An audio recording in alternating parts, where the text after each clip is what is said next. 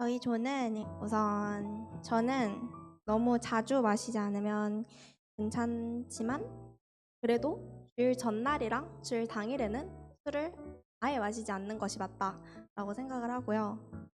태연 언니는 먹으면 안 된다는 건 알지만 아직 기준은 잘 잡지 못했고 절제하려 노력하고 있고 오늘 말씀을 통해서 그런 기준을 세워가고 싶다고 말을 했습니다.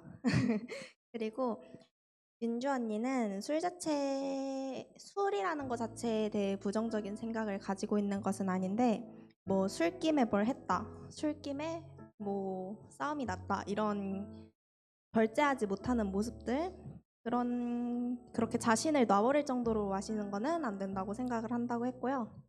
난 언니는 술에 대해 별 생각이 없다고 말을 했고, 태연쌤은 술을 즐겨 마시진 않지만 그래도 자신이 절제를 하려고 해야 하는데 그 자신이 절제가 되지 않는 상황이 언제가 될지 모르기 때문에 항상 긴장을 하고 절제를 하면서 살아야 한다라고 생각을 한다고 했습니다. 감사합니다.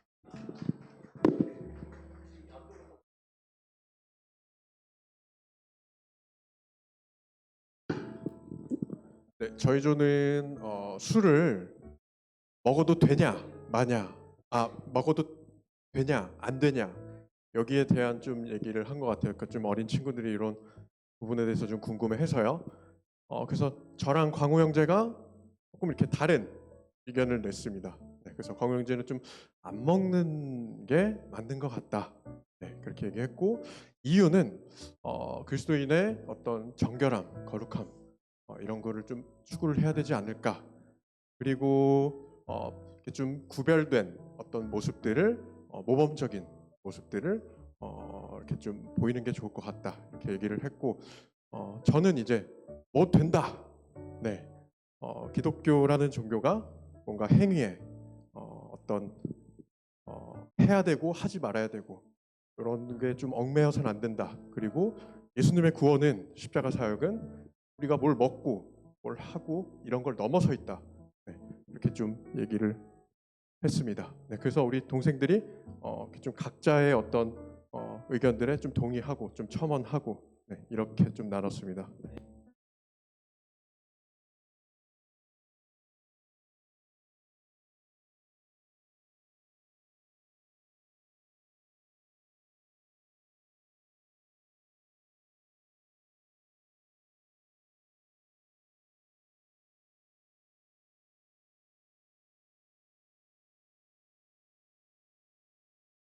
저희는 예빈이는 적당히 마시는 게 좋다. 자신이 조절하면서 취하지 않도록 절제하는 그런 능력이 필요하다라고 했고, 지원이는 술이 본인의 입에 맞지 않는다.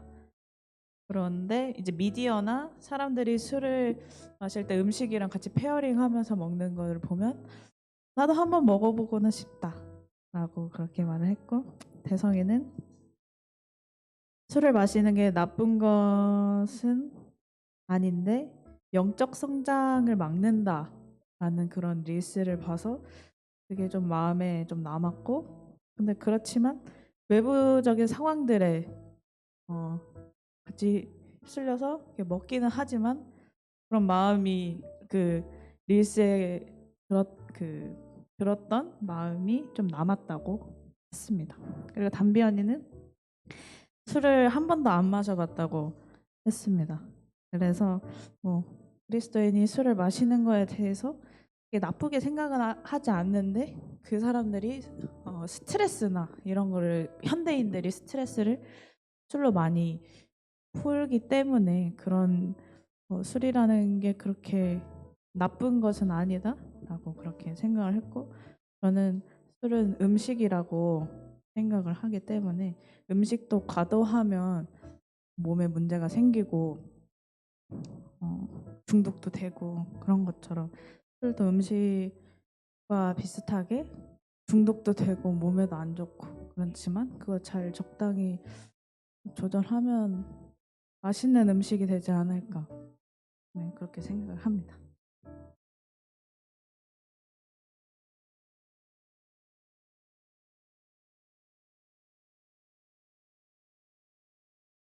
저는 정말 미안해요. 대화가 너무 질이 떨어지는 대화를 했는데요. 대화 수준이 점점 소맥 비율에 대한 얘기와 카스와 차미슬이다 아니면 진로와 테라다 이런 얘기를 하다가 그냥 쓰레기 같은 대화를 했습니다. 시작은 일단은 동현 쌤 같은 경우에는 성경에도 포도주 먹는 게 나오는데 먹어도 되는 거 아니냐? 근데 애매하다. 근데 만약에 술을 먹다가 양심에 찔리는 그 순간이 온다. 그럼 안 먹을 거냐? 내 가슴을 탁탁 친 다음에 술을 마실 거다. 뭐 이런 얘기를 하더라고요. 효근이는 뭐 자기가 뭐 잘못된지 안 된지 모르겠다. 근데 카스랑 후레쉬 비율이 1대1이 제일 좋다. 이 말밖에 안 했고요. 주원이는 옆에서 조용히 있어요. 뭐 수상해요, 뭔가. 그리고 영민이 같은 경우에는 자기는 뭐였지? 너 뭐였지? 자몽에이스를 즐겨 먹는데요. 즐겨 먹는 건 아닌데 자몽에이스를 먹어본 적이 있대요. 그러니까 대화 질이 알았어요. 미안해요. 그러니까 대화 질이 점점 이런 느낌으로 가가지고 근데 결국에는 술을 먹어야 되냐 말아야 되냐의 그런 거에 대한 그거를 아직까지 점치를 못 채서 오늘 강의를 통해서 조금 잡아가려고 합니다. 네, 감사합니다.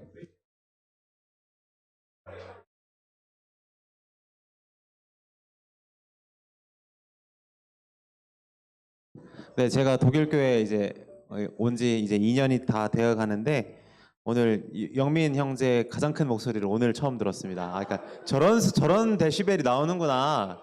저 정도 안 나오는 줄 알았는데, 예. 그 아까 그 저기 술 섞는 비율을 얘기하시는 분들은 잠언 23장 29절에서 30절을 꼭 읽어보셨으면 좋겠습니다. 네, 잠언 23장 29절 30절을 꼭 읽어보셨으면 좋겠습니다. 자, 한번 넘겨주시겠습니까? 여러분, 제가 술 하면 저는 뭐라고 말할 것 같아요? 먹지 마라 라고 할 것 같습니까? 그럴 것 같아요? 자, 좋습니다. 이런 입장이 있습니다. 참 신앙은 반드시 금주를 수반한다.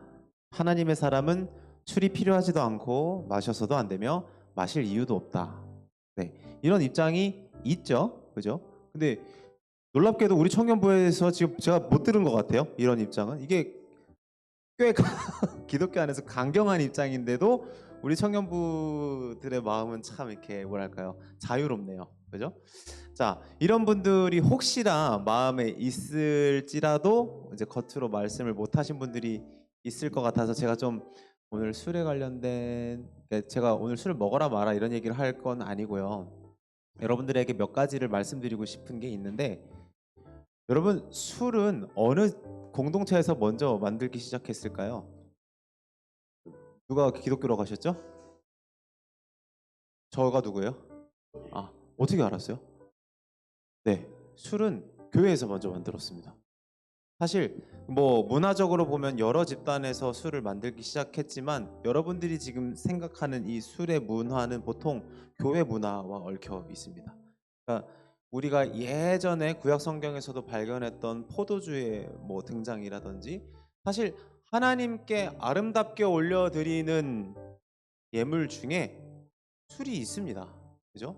술을 하나님께 향기로운 제물로 올려드리는 것들도 참 많이 있고, 중세교회에서 계속해서 영국에서는 맥주 예배 같은 것들도 있었고, 포도주는 계속해서 성찬이나 지금 우리가 생각하는 교회에서 이렇게 잔 하나에 이렇게 먹는 이런 식의 성찬 이전에 식탁에서 서로 포도주를 함께 곁들여서 식사하고 교제하는 이런 예배, 소규모 예배가 굉장히 많이 활성화되어 있었습니다. 그리고 우리가 수도원이라고 하죠. 속세를 피해서 들어간 수도사들에게 일정량의 술들이 계속해서 지급되었습니다. 이유는 그걸로 이제 마음의 여유를 얻고 긴장을 완화시키는 역할을 그 수도원 안에서 했어요. 그래서 그때 당시에 술을 흐르는 빵이라고도 불렀다고 하더라고요. 그런 문화가 우리에게 있었습니다. 그런데 어느 순간부터 술이 문제된 순간이 있습니다. 그 순간은 이제 18세기 이후로 이 미국이나 서구 세계에 뭐랄까요, 산업화가 시작이 돼요. 산업화라는 게 뭔지 아시겠죠?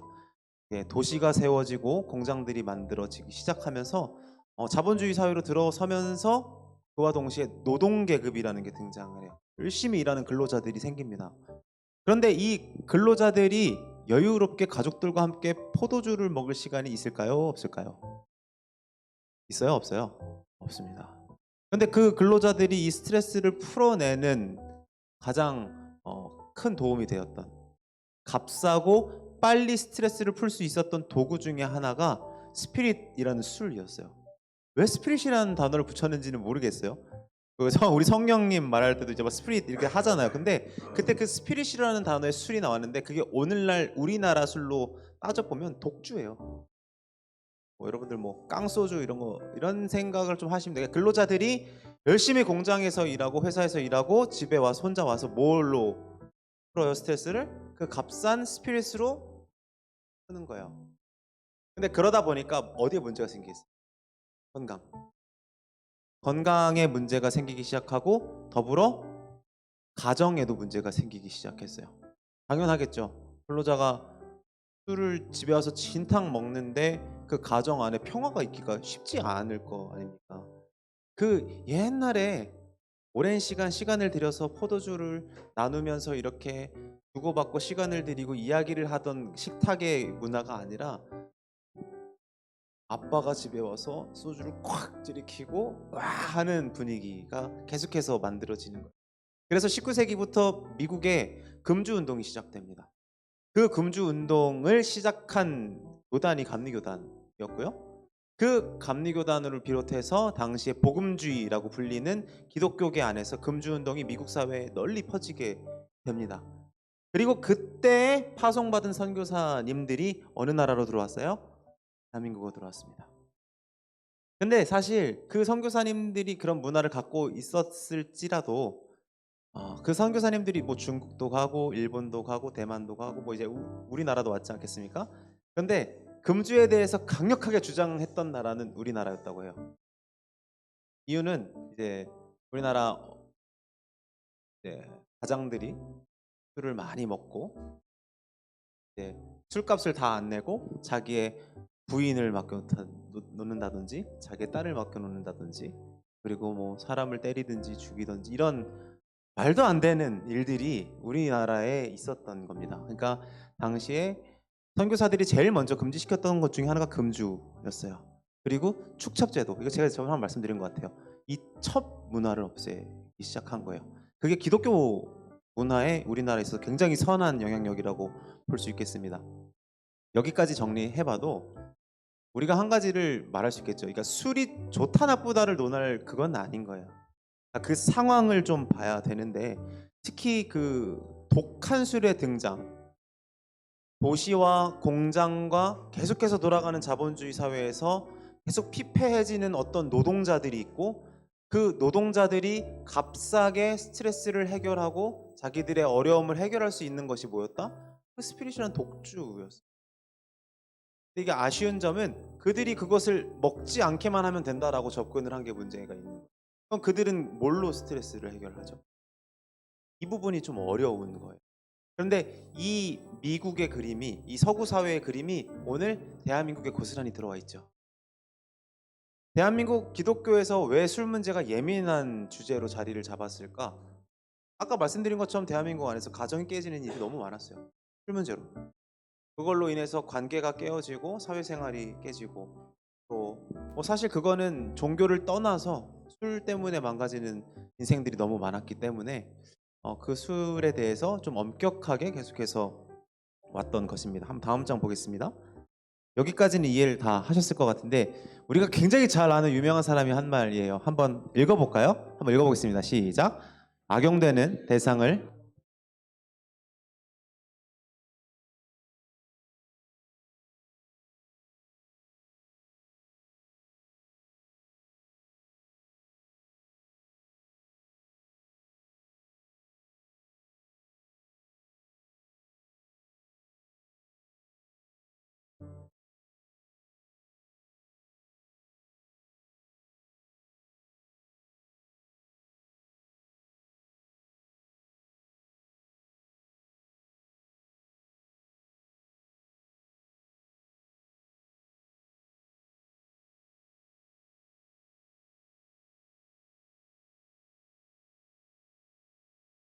네, 이해가 되시죠? 이거 누가 한 말 같아요? 마틴 누굴까요?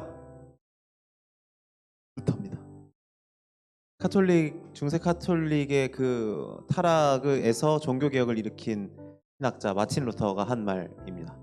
놀랍죠? 루터로부터 우리 개신교회가 계속 나왔잖아요. 그리고 루터의 부인이 그렇게 맥주를 잘 담궜다는. 그러니까 루터가 종교 개혁을 하러 저 멀리 가는데 너무 그리운 게 있는데 아내가 담근 그 맥주가 너무 그리웠다라는 그 회고록들이 많이 등장을 합니다. 여기서 되게 인상적이지 않습니까? 악용되는 대상을 없애버린다고 악습이 사라질 거라고 생각하면 안 된다는 겁니다. 근데 여러분, 이 뭐 이제 이것도 당시의 문화에 이제 뭐 자리한 거겠죠. 남자들이 술과 여자를 잘못 사용할 수 있습니다. 요즘도 그런가요? 요즘은 좀 이 대상도 바뀐 것 같아요. 요즘도 남자가 뭐 여자를 잘못 사용하거나 술을 잘못 사용하는 이런 일들이 물론 있기는 하지만 잘못 사용하는 게 더 많지 않나요? 이런 것들보다 뭐가 있을까요? 뭐 요즘 남자들 게임, 뭐 도박, 그죠? 문제되는 건 얼마든지 있습니다. 그러니까 사실 이거는 그 시대에 따라서 대상이 계속 바뀌는 겁니다. 그렇다고 그거를 없애자는 것은 너무 문제인 거죠. 그러한 성급함과 횡포는 오히려 하나님에 대한 신뢰가 없다. 그리고 사실 저거 너무 위험해 해서 없앨 것 같으면 너 자신부터 없애야 된다라는 아주 날카로운 말도 루터가 합니다. 다음 장 보겠습니다. 여러분들이 잘 아는 오카눔 목사님, 우리 대한민국의 아주 큰 기둥이셨던 목사님께서 예전에 설교 때 한번 말씀하신 거래요. 당시에 지금의 이화여고가 있는 자리에 강정승댁이라고 하는 큰 집에서 1년에 몇 차례씩 사경회를 했습니다. 성경 공부 중간에 휴식 시간이 있었습니다. 하루에 4번 휴식 시간을 주었는데 틈틈이 술과 담배를 제공했다고 합니다. 담배를 잎사귀를 말아서 피우든가 아니면 담뱃대에 채워서 피우는 겁니다. 예수 믿는 남자분들이 긴 담뱃대를 허리춤에 꽂고 와서는 성경 공부를 하고 쉬는 시간이면 모두들 앉아서 담배를 피우느라고 그야말로 은혜가 충만했다고 합니다. 이게 대한민국의 역사 중에 한 장면이에요. 그죠? 저 때는 목사님들께 찾아가서 뭐 신방, 요즘 담임 목사님 신앙 상담 하잖아요. 그럴 때 이제 양주 한 병씩 챙겨가고 그런 문화였단 말이에요. 근데 또 오늘의 문화랑은 또 다르죠. 우리나라에도 이런 문화가 있었다라는 것을 옥 목사님께서 말씀을 해주셨습니다. 자, 다음 장입니다. 그리고 이 성기문 교수님께서 이런 얘기를 하세요. 성인들에게 자연스러운 전도나 예배의 기회를 제공하려는 차원에서 신학 펍이 이미 서구 유럽 쪽에서 논의되고 활발히 진행되고 있는 상황이다. 그 예로 우리 교단의 사역자 브라이언 버고프의 경우를 들 수 있다. 자, 그리고 쭉 마틴 루터의 가정집 식탁에서 지속됐던 탁상담화, 존 칼뱅이라는 종교개혁자 등이 시도했던 개혁과 펍의 21세기 버전이다. 이러한 문턱 낮추기 혹은 편견 없애기의 시도들이 일부 한국 교회들에서도 나타난다는 것은 다행스러운 일이다. 이런 얘기를 하세요. 나중에 궁금하면 저 책 한번 읽어보세요. 어렵지 않고 쭉 읽히는 책인데 이성 교수님께서 말하고 싶은 것은 교회가 문턱이 너무 높다라는 이야기를 하고 싶었던 것 같아요. 실례로 한국 교회의 40, 50대 남자들의 출석이 줄어드는 가장 큰 원인 중에 하나가 술이죠. 네, 정말로 실례로. 불과 15년 전, 20년 전만 해도 이 남성 근로자들, 아빠들의 스트레스를 푸는 그 술 때문에 그 교회에 나오는 게 꺼려졌던 한국 교회 역사가 있습니다. 제가 고등부였을 때 제 담임 선생님께서, 제가 고등부 때 신기석 같은 담임 선생님이 있었어요. 선생님이 저한테 본과 공부 끝나고 맨날 아이스크림 사러 가면서 차 태워주시면 선생님이 그런 얘기 하셨어요. 아, 승민아, 선생님은 성당 가고 싶어. 왜요? 나 아무 생각 없이. 왜요? 근데 성당 가서 술 먹을 수 있거든. 근데 지금 생각해 보면 그게 참 많은 걸 담고 있다라는 생각을 했어요. 그러니까 아까 말씀드린 것처럼 그들이 어딘가로부터 벗어날 수 있는 그 장들을 다 빼앗아 가고, 또 왜 이상하게 같은 뿌리를 잇고 있는 개신과 카톨릭은 어느 순간부터 이렇게 사람을 이해하는 이 통로가 너무 다른 거예요. 예로 성당이나 카톨릭 같은 데 가보시면, 여기 뭐 개종하신 분 있으세요? 혹시 나 카톨릭 신자였다. 나 뭐 테레명 있어요. 저 뭐 미카엘이에요. 이런 분 계세요? 보통 이렇게 청년부 이렇게 모임을 하면 거기는 이제 신부님이랑 이거 끝나고 어디 가요? 호프집 가죠. 가서 이제 치맥 먹으면서 이야기하고 너무 좋다 지금 그런 거죠, 신기석? 그래서 그러니까 이런 문화들의 차이가 분명히 있어요. 그러니까 제가 지금 이 문화들의 차이를 통해서 여러분들에게 말씀드리고 싶은 건 이거 끝나고 나가서 치맥 먹으라는 얘기가 아니고 술 자체를 악마화시키는 것을 우리가 조심해야 된다라는 말을 하고 싶은 겁니다. 그래서 다음 이거는 패스하고 시간이 좀 없어서요. 그 다음으로 갈게요. 2번. 참 신앙과 음주는 무관하다. 따라서 그리스도인에게 음주는 완전히 자유다. 어떻게 생각하세요? 이것도 굉장히 유혹적이죠? 어때요? 옳소 하고 싶지 않아요? 저거다! 저게 진리다 하고 싶지 않아요, 여러분? 너무 극단적이죠? 제가 이렇게 극단적으로 가져올 수밖에 없어요. 이게 제가 막 묘하게 갖고 오면 뭔 말을 하고 싶은 거야 그러잖아요. 말이 안 된다고. 근데 참 뭔가 이게 함정이 있는 말 같아. 이런 것들은 그죠? 완전히 뭐 이런 말 그죠? 함정이죠? 넘겨주세요. 제가 최근에 읽은 책 중에 어쩌다 거룩하게라는 책이 있어요. 그 여자 목사님이신데 이렇게 온몸에 이렇게 막 문신 있으시고 완전 간지나는 목사님이 있어요. 그분이 쓰신 책인데 그분이 경험담이에요. 이 브루스라는 목회자인데 자기한테 전화가 온 거예요. 목사님 혹시 못 들으셨다면 브루스 소식을 알려드리려고요. 전화가 왔습니다. 메시지가 브루스라면 아내를 사별하는 동안 내가 목사 노릇을 해주었던 주교이자 불과 5달 전에 우리의 성지 여행을 인솔했던 사람인데 도대체 그가 어떻게 되었단 말인가?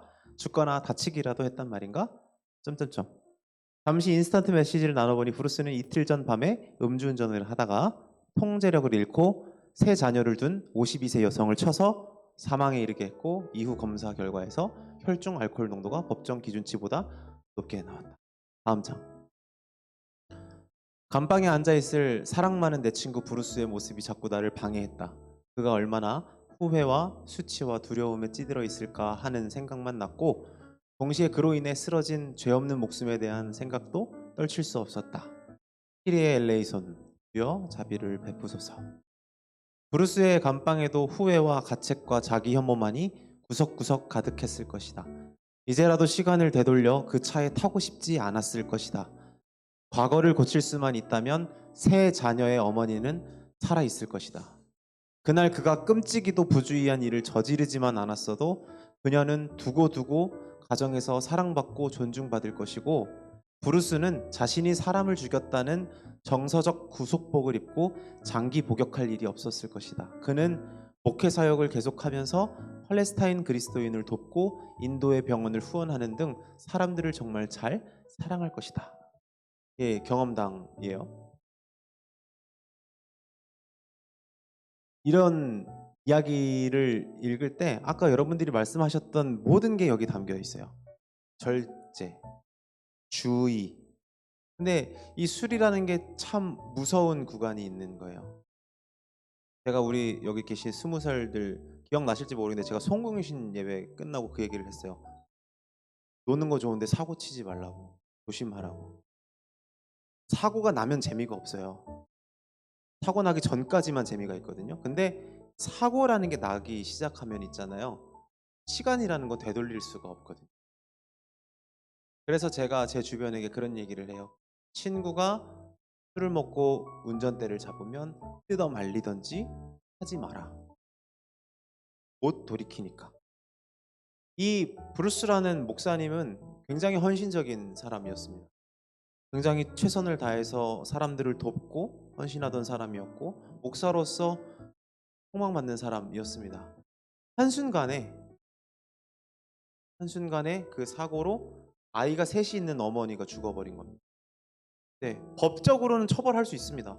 법적으로 왜 어떻게 처벌을 못하겠습니까? 근데 그러면 끝나나요? 죽은 엄마가 돌아오나요? 목회자로서의 그 소명이 다시 회복될 수 있을까요? 이런 여러 아픔들은 그 구간을 지나갔을 때만 깨닫는단 말이에요. 그래서 이런 부분이 어려운 것은 제가 우리 청소년부 선생님들이랑은 이야기를 했지만 녹화가 되고 있어서 제 개인적인 바람은 나중에 제가 이 세미나의 끝부분에 말씀을 드리겠지만 그리스도인은 술을 다루는 법을 배워야 한다고 저는 생각합니다. 피해야 될 문제가 아닌 겁니다. 덮어놓고 하면 안 돼, 하면 안 돼, 금지해 놓는다고 해서 그 자라나는 청년들이 그것을 안 하지 않아요. 그럼 우리에게 방법은 뭐가 있습니까? 그들이 건강하게 이 문화를 어떻게 분별해내고 위험하지 않게 안전하게 이것을 다룰 수 있을지를 어른들이 가르쳐야 한다고 생각합니다. 그리고 그 어른들의 위치에 여러분들이 이제 가고 계신다고 생각해요. 덮어놓고 안 된다고 해서 안 하지 않습니다. 그럴수록 덮어놓은 사고만 많아지고 더 커지는 사고들이 많아집니다. 그래서 저는 어른들이 이런 아주 위험한 도구들에 있어서 어떻게 분별하고 다룰 수 있어야 될지 자기 먼저 숙지하고 계속 배우고 겸손하게 가르칠 수 있어야 된다고 생각합니다. 우리가 돈에 대해서 이야기했을 때와 같습니다. 돈이 그냥 나쁘냐, 그냥 좋냐? 아니, 돈은 그리스도인으로서 다루어야 하는 법을 배워야 되는 거예요. 그것은 도구일 뿐이지 그것 자체가 선이냐 악이냐의 문제가 아니다라는 말씀을 드리고 싶습니다. 네, 다음입니다. 연세대학교 김학철 교수님이 술 문제를 이야기하면서 저 단어를 말씀하셨습니다. 아디아프라라는 단어인데 저 단어는 성경에서 선과 악으로 규정하지 않았고 강제하지도 않는 어떤 규범에 대해서 말하는 겁니다. 아디아포라라는 것은 진리도 아니고 반드시 붙들어야 될 어떤 한 가지도 아닙니다. 아디아포라는 양면성을 가지고 있고 그것을 다루는 자가 어떻게 이것을 다루어야 할지 배워야 하는 진리 외것이라고 표현하면 좋을 것 같습니다. 그래서 이런 얘기를 하세요. 기독교인은 저렇게 술을 마시는구나 라는 것을 아까 수경 자매가 말했나요? 음식으로서의 술을 마시는 법을 가르칠 수 있는 사람이 되었으면 좋겠다라는 이야기를 합니다. 이렇게 해서 끝나면 여러분들이 나가서 술을 먹을 것 같아서 제가 아주 걱정스럽기 때문에 그렇게 끝낼 수는 없고요. 제가 한 가지를 더 이야기를 말씀드리고 싶은데 예전에 제가 한 강의에서 들었어요. 시골집 그때 김장철 이제 이쯤이었던 것 같은데 부슬부슬 비가 내리는 그 시골길이었어요. 한 아저씨, 그러니까 이제 오랜만에 고향을 찾으신 그 아버님께서 사실 그 시골길 가면 다 트럭 몰고 다니시고 그 술 한 잔, 약주 한 잔 하시고 그냥 운전대 잡으시거든요. 네, 간만에 김장하러 내려가셔서 이제 비가 오는 날 그 길 하나 나 있는 곳 오밤중에 이제 트럭을 몰고 많이 드신 것도 아니고 막걸리 딱 두세 잔 드셨다고 하시더라고요. 그리고 그 트럭을 몰고 쭉쭉쭉쭉 가는데 여러분 시골길은 밤 되면 안 보여요. 뭐 가로등이 있나요? 아무것도 안 보여. 이렇게 헤드라이트만 보고 가잖아요. 근데 그것도 비 오니까 잘 안 보이죠. 그러다 쭉 가다가 뭔가를 퍽 쳤어요. 퍽 쳤는데 그게 누구예요? 엄마인 거예요.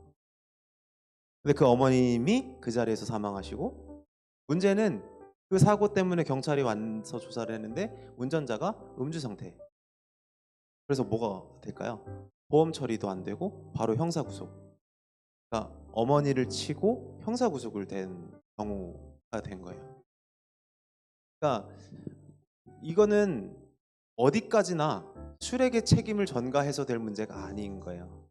우리가 어느 자리에서 어떻게 얼마나 이것을 다루어야 될지 항상 경각심을 가지고 고민해봐야 되는 거예요. 그렇게 쉽게 그리스도인이니까 우리는 마음껏 술 먹어도 돼? 아니야, 그리스도인은 절대 술 먹으면 안 돼. 이렇게 단순하게 쉽게 성급하게 결론 지어서 될 문제가 아니라 우리 삶의 다양한 이야기들을 보면서 나는 어떻게 하는 게 그리스도인으로서 이걸 잘 다루는 모습일까를 고민하면서 살아가는 게 우리 인생에 참 도움이 될 거다, 이런 얘기를 하고 싶습니다. 마지막입니다. 저 시간이 다 됐어요. 여러분들이 너무 술 하면 이 말씀밖에 생각들이 안 나시는 것 같은데 한번 읽어볼까요? 시작. 그러므로 여러분은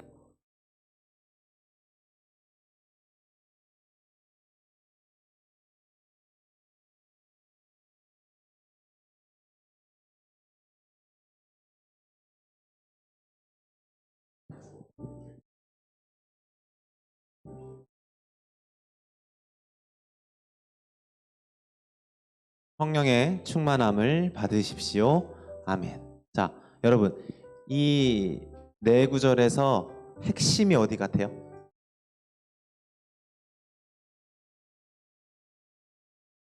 여기요, 맨 아래요. 성령 충만함을 받으십시오. 여러분 어떻게 살아갈 살죠? 네, 또 어디? 7절 어디? 여기요. 주님의 뜻이 무엇인지를 깨달으십시오. 또 다른 데가 핵심 같아요.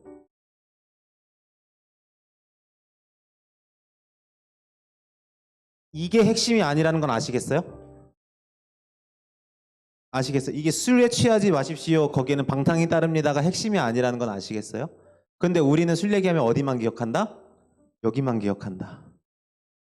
술 취하지 말라. 그죠? 네. 여러분, 제가 하나 여쭤볼게요. 술에 안 취하시면 성령의 충만함을 받아지시나요? 무조건적으로? 술 안 취하시면 주님의 뜻이 무엇인지 깨달아지시던가요? 술 안 취하시면 어떻게 사셔야 될지 살펴지시던가요? 그 얘기가 아닌 겁니다.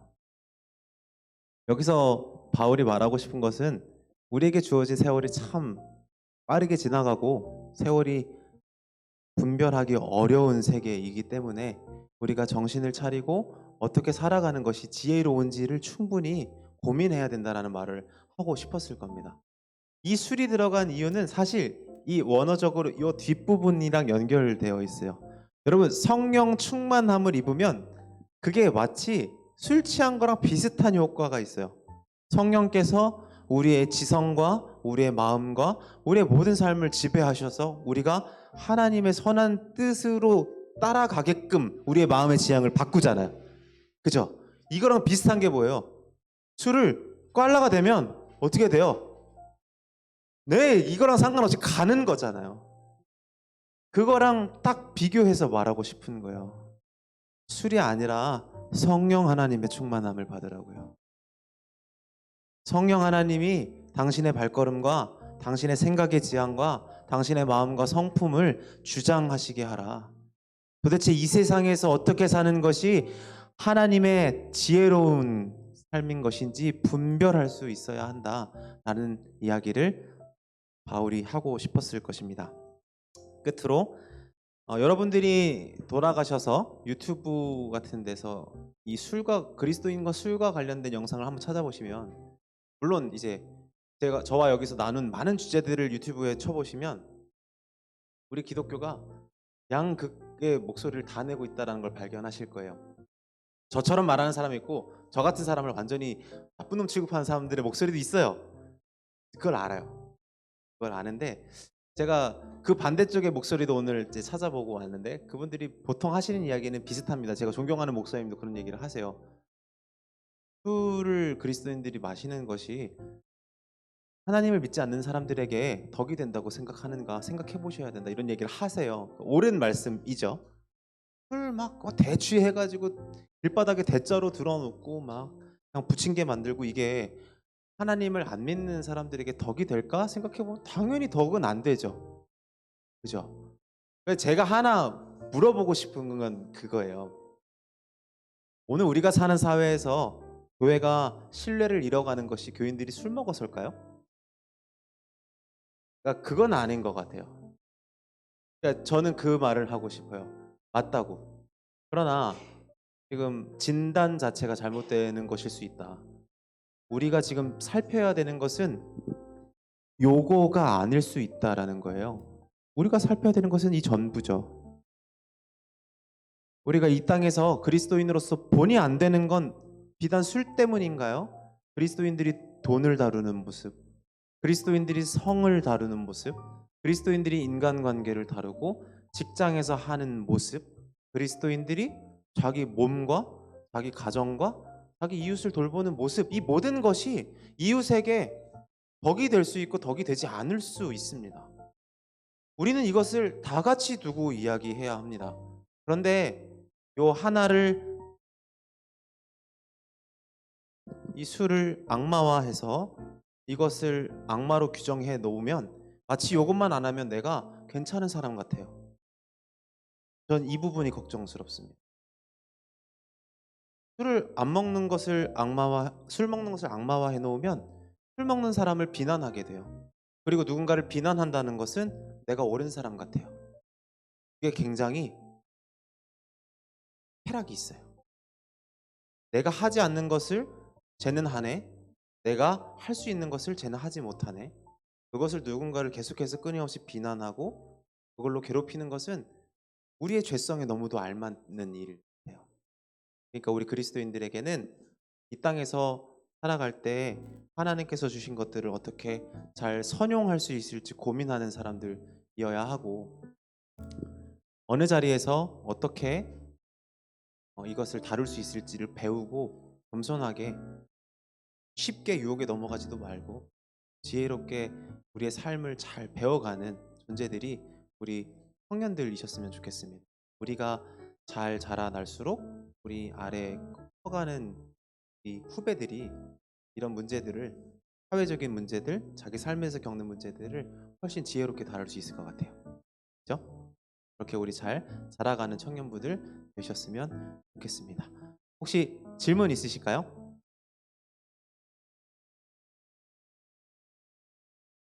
역시나 오늘도 제가 말을 되게 잘한 거죠? 그죠? 제가 기도하고 마치겠습니다. 우리 잠깐 같이 한 목소리로 기도할까요? 하나님, 때가 악하고 세월을 아껴야 하는데 참 분별하기가 어려운 세상을 우리가 살아갑니다. 하나님께서 지혜를 주셔서 하나님의 뜻에 맞는 삶을 살아갈 수 있도록 우리에게 날마다 풍성한 지혜를 베풀어 주옵소서. 주님께서 베푸시는 음성을 들을 수 있는 겸손한 마음도 우리 마음에 주시고, 이웃을 향한 그 비난의 눈초리를 걷어들일 수 있는 긍휼한 마음도 우리 안에 주옵소서. 우리 같이 잠깐 기도하겠습니다. 할렐루야. 하나님 감사합니다. 우리 삶에 참 많은 상황이 있고